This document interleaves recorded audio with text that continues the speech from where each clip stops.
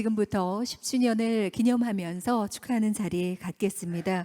오늘 행사를 개최하신 서울특별시 공공보건의료재단 김창보 대표이사님께서 먼저 여러분께 인사 말씀을 주시겠습니다. 여러분 다시 한번 따뜻한 박수로 환영해 주시기 바랍니다.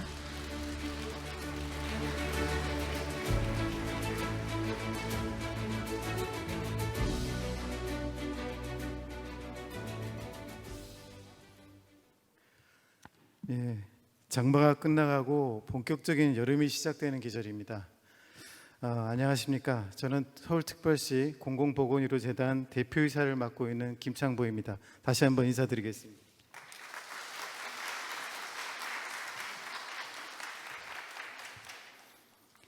먼저 저희 서울시 공공보건의료재단의 출범 10주년을 축하해 주시기 위해서 이 자리에 함께해 주신 내빈 여러분, 그리고 우리 재단 임직원 여러분들께 깊은 감사의 말씀을 드리겠습니다. 무엇보다도 바쁜 시정에도 불구하고 재단의 10주년을 축하하고 앞날의 발전을 기원해 주시기 위해서 참석해 주신 송주범 서울시 정무부시장님께 다시 한번 감사 말씀드립니다. 그리고 또 오늘 서울시의회가 개원하는 날이라서 일정이 많으신데도 불구하고 저희 재단에 대한 특별한 관심을 갖고 이 자리에 참석해 주신 서울시의회 보건복지위원회 소속 윤영희 의원님께도 감사 말씀드립니다. 그리고 서울 시민의 건강을 위해서 함께 해주시는 많은 분들이 계십니다. 그 중에서 특히 서울시의회 박명아 회장님, 서울시 한의사회 박성우 회장님, 그리고 서울시 간호사회 박인숙 회장님께서 바쁜 시간을 내주셔서 참석해 주셨습니다. 감사드립니다. 그리고 감사 인사를 정말 빼놓을 수 없는 분들이 계십니다. 바로 서울시 공공보건의료의 주역이자 코로나19 대응의 최전선에 계셨던 분들입니다.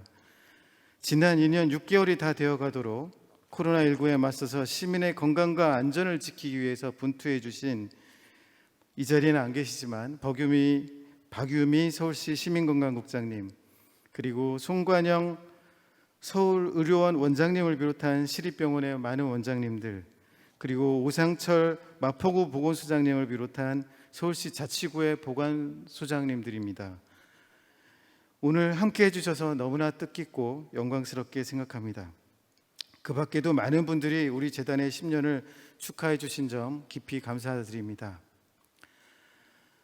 이미 여러분들께서 알고 계신 바처럼 우리 재단은 2012년 6월 서울특별시 공공보건의료 지원단으로부터 출발했습니다. 그리고 2016년 공공보건의료재단 설립 및 운영에 관한 조례가 만들어지면서 2017년 7월 정식으로 창립해서 현재에 이르고 있습니다. 그런데 사실 이런 우리 재단의 시작과 발전 과정은 감염병 대응과 뗄래야 뗄 수 없는 관계를 갖고 있습니다.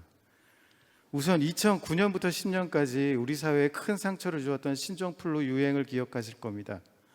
우리 재단과도 깊은 관련이 있습니다. 신종플루 유행의 한가운데 있었던 2009년 10월에 대한민국 국회는 신종플루에 대한 대응을 평가하면서 공공의료 자원이 충분하지 않고 공공의료와 민간의료 협력이 부족하다는 지적을 했습니다. 그러면서 그 대안으로 2011년 공공보건의료에 관한 법률 개정이 추진되었습니다. 그때 새롭게 추가된 내용 중에 하나가 모든 광역자치단체에 공공보건의료 지원단을 설치할 수 있도록 하는 것이었습니다. 이에 근거해서 서울시는 2012년 6월 전국 지방자치단체 최초로 서울시 공공보건의료 지원단을 설립해서 운영을 시작하게 된 것이었습니다. 이것이 저희의 첫 걸음, 첫 시작이었습니다. 이렇게 시작된 지원단은 서울 시민의 건강 불평등을 해소하고 누구나 건강을 누릴 수 있는 건강한 서울을 위한 정책을 제안하였습니다. 그리고 시립병원과 보건소들이 공공보건의료기관으로 역량을 강화할 수 있도록 여러 가지 노력을 기울여 왔습니다. 그 결과 건강서울 36.5라는 제목의 서울시 종합계획으로 발표되기도 했습니다. 그런데 이런 지원단이 출범한 지 3년 만인 2015년 우리나라에서 처음 접하는 외래 감염병인 메르스가 유입이 돼서 이에 대응해야 하는 상황이 벌어졌습니다. 당시 메르스 대응을 위한 서울시의 공공의료 자원과 역량이 나름의 한계를 절감하게 되면서 서울시는 시립병원의 대응력 강화와 협력적 거버넌스의 개선을 모색하게 되었습니다. 그 결과 서울시 공공보건의료 지원단을 공공보건의료 재단으로 서울시의 출연기관으로 정식 재출범하는 그런 계기를 맞게 되었습니다. 이로써 재단은 그 이전의 형태인 지원단과 달리 서울시의 출연기관으로서 보다 안정적이고 체계적이고 전문적으로 서울시의 정책적, 행정적 지원을 수행하는 전문 지원 조직으로 한 뼘 더 성장할 수 있었습니다. 2017년 출범 이후 우리 재단은 서울시가 지역사회를 중심으로 한 건강돌봄의 체계를 확장하고 의료사각지대를 해소하기 위한 공공의료의 역량 강화 사업 등 서울시의 정책과 업무를 성실하게 지원해 왔습니다. 그런데 안타깝게도 재단이 출범한 지 2년밖에 안 됐는데 코로나19라는 팬데믹이 전 지구를 휩쓰는 상황을 또다시 맞이하게 되었습니다. 인류가 처음 경험하는 미지의 바이러스에 의한 습격이었고 이에 모두가 당황하는 사이에 우리 재단도 작은 힘이나마 보태야 했습니다. 감염병 대응을 총괄지휘라는 서울시를 보조하고 역학조사관 등 감염병 대응 역량을 개발하는 한편 시립병원과 보건소의 상황을 모니터링하며 문제와 대안을 모색하고 재난의 상황에서 시민들의 참여와 협력을 만들어가고자 노력해왔습니다. 이렇듯 우리 재단은 신종플루, 메르스, 코로나19로 이어지는 감염병 대응 과정에서 탄생하고 성장해 왔습니다. 그리고 이렇게 10살이 되었습니다. 지금까지 10년의 시간이 스스로 대견할 만큼 견뎌온 시간이었지만 그렇다고 지금 기쁘고 밝은 마음만은 아닙니다. 코로나19라는 어마어마한 재난이 휩쓸고 간 자리에 남은 흔적이 아직도 곳곳에 남아있기 때문입니다.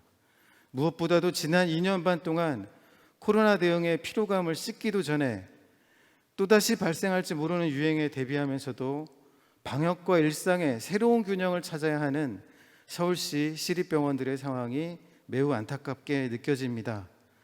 적정한 의료 인력의 확보와 역량의 강화, 일상 진료의 회복 등 여러 가지 차원에서 문제와 어려움을 안고 있기 때문입니다. 다행히도 지난 5월 초 서울시에서는 오세훈 시장님께서 직접 서울시 공공의료 확충 계획을 발표하셨습니다. 서울시 동남권역에 재난 대응 역량을 갖춘 시립병원을 신축하는 것을 포함해서 서울의료원과 보라매병원 등 기존 시립병원의 기능 개편과 역량 강화를 위해 과감한 투자를 약속하셨습니다. 이로써 시립병원이 다시 힘을 낼 수 있는 분위기가 만들어지고 있지만 이것이 전부일 수는 없을 것입니다.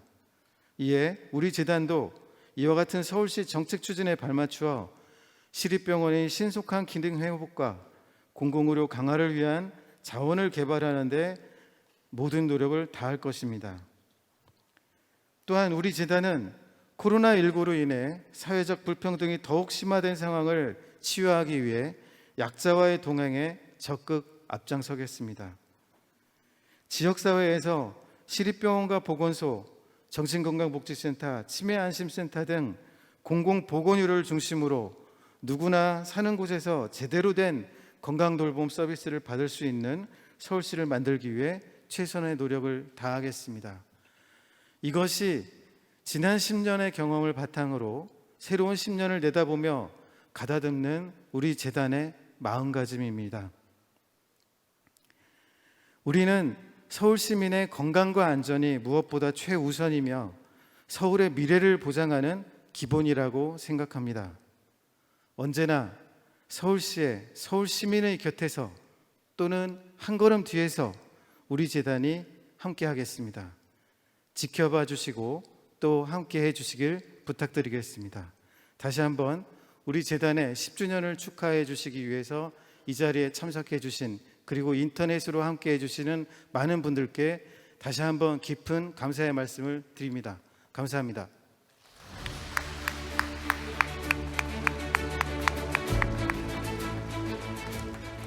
네, 고맙습니다. 들어보니 공교롭게도 감염병으로 힘겨웠던 지난 10년의 시간과 재단이 함께했는데 아마 계셔 주셨기 때문에 가장 어려운 때 우리 소외된 곳 없이 의료복지 혜택을 다 받을 수 있었던 게 아닌가라는 생각이 듭니다. 함께해 주셨던 모든 분들께 감사 인사 드립니다.